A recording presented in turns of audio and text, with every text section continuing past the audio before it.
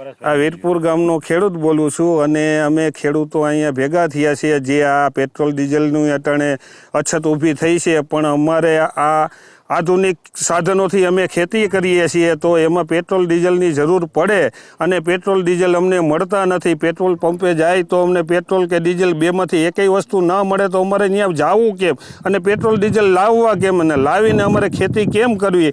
તો આ વિશે અમને આ વિષયનું મૂંઝવણ પડે છે અને અમારે સરકારને એવું નમ્ર વિનંદન કે આની વિશે સરકાર ધ્યાન આપે અને ખેડૂતને બનતા સુધી જેમ મદદ પૂરી થાય એટલી મદદ કરે પેટ્રોલ ડીઝલની.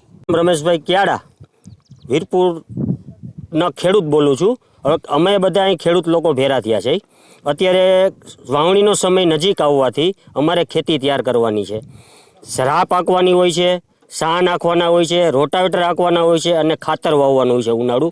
જો અટાણે ડીઝલ મળતું નથી, ડીઝલની ખેંચ બહુ ઊભી થઈ ગઈ છે અને વાવણી થઈ જાય તો અમારે ખેતી તૈયાર કર્યા વગર વાવણી કઈ રીતે વાવવી એ મોટો પ્રશ્ન છે. ડીઝલ લેવા અમે કેન લઈને જાય છે પેટ્રોલ પંપે તો કે તમે વાહન લઈને આવો, પણ ડીઝલ વગર અમારે વાહન પેટ્રોલ પંપે લઈ કઈ રીતે જવા?